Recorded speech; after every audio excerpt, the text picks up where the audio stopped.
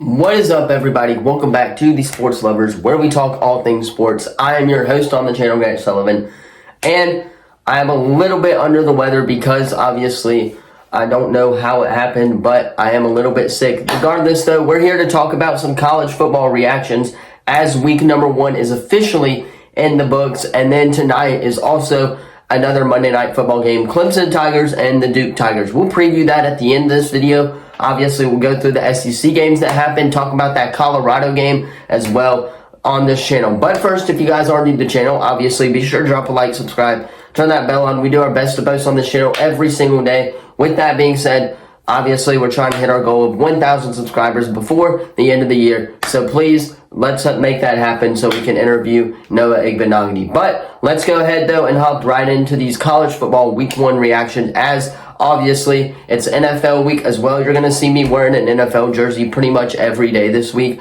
and a video or a shirt every day next week as well, because it's this week and I'm getting hyped for it. So let's go ahead, though, and get on with the video. Alright, so the first game is Florida and Utah. Now, I did not watch any of this game. I heard about it. I heard what happened on the first play with their backup quarterback, obviously. Martz, obviously, for Florida was 333 yards, 1 touchdown, 1 interception, 11-24, the final score. Florida just looked pretty bad from what I could tell. They had that penalty where obviously they had 2 number 3s on defense at the same time.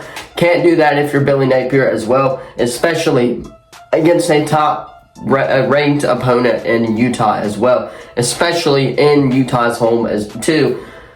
The Utah's backup quarterback obviously was 45 yards, 1 touchdown as well. He didn't have a terrible game, but could have seen a lot better stuff from Utah and from Florida as well, especially from Florida on the defensive side of the ball. Their offense needs a little bit of work, and I think it's going to be another mid-year for the Florida Gators as well. I think they'll make a bowl game, but I just don't see them making or any type of New Year's Six game or anything like that. Okay, moving on to the next one is Georgia and UT Martin. I mean, come on, guys, it's Georgia. I didn't watch this game. I knew what was going to happen.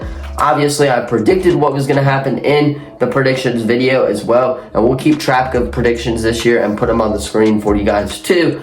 But obviously, Georgia kicked UT Martin's butt. It's plain and simple. Carson Beck was obviously outstanding. He threw for 294 yards and 1 touchdown. Milton for Georgia on the ground was 9 carries, 93 yards. And then Brock Bowers obviously had a great receiving game at their tight end. 5 receptions, 77 yards as well. So overall, a very great game from the Georgia Bulldogs as well on their opening game.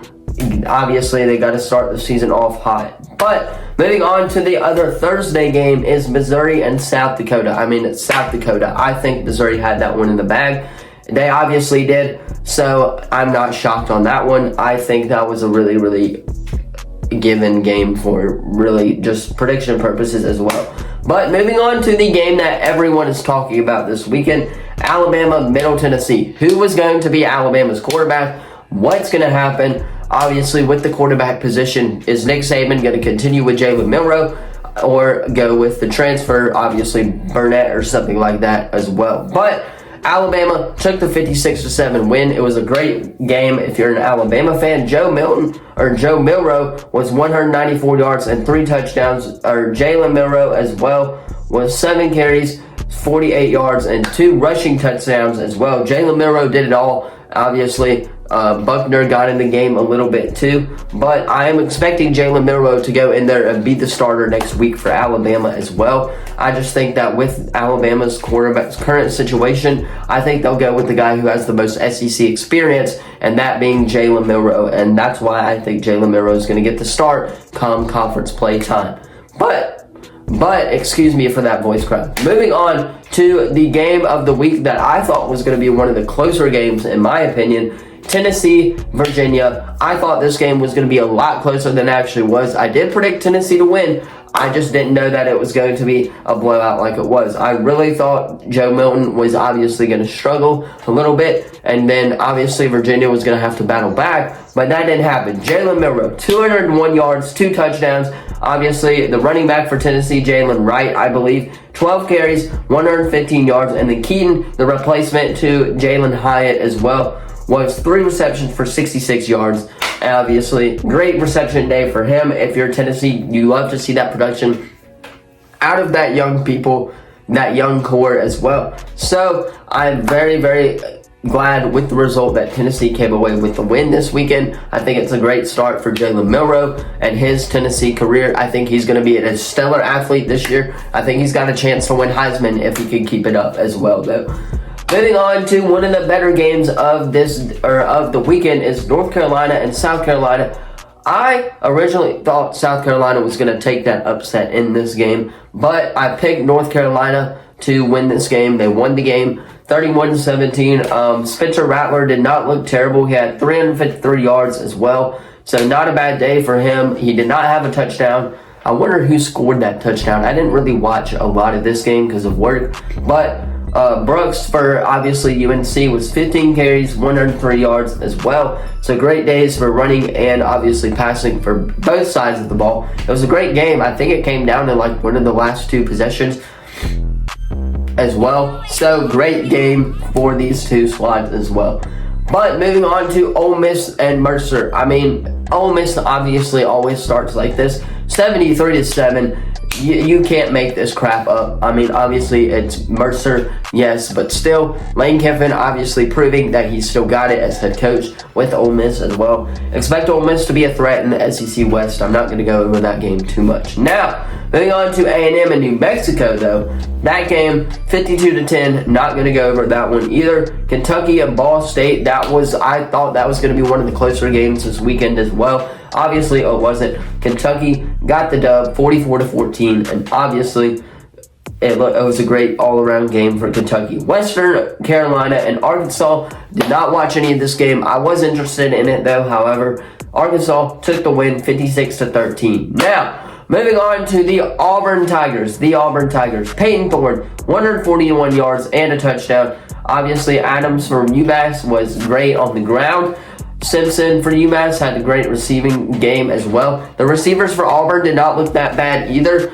Now, defensive-wise, we need some work on the defensive side of the ball. Our run defense did not do so great. They allowed that rushing touchdown. That was wide open up the middle. DJ James should have had an interception, by the way, a pick.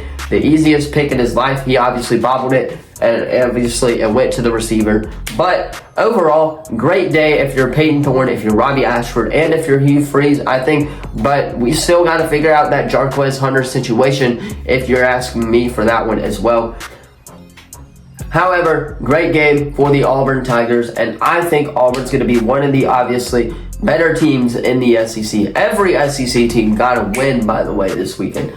Southeastern Louisiana, Mississippi State, obviously they honored Mike Leach at the end of the game. Rest in peace, by the way, Mike Leach. But Mississippi State took the win against a Southeastern Louisiana team who struggled this past weekend. Will Rogers was great, 227 yards and obviously 2 touchdowns, so great for him as well. But Vanderbilt, Alabama A&M, I mean, Vanderbilt starting off 2-0. They're obviously doing better than last year, so that's great for Vanderbilt as well. Got the win, which they need to keep it up if they want to continue to be a threat in the SEC to other teams.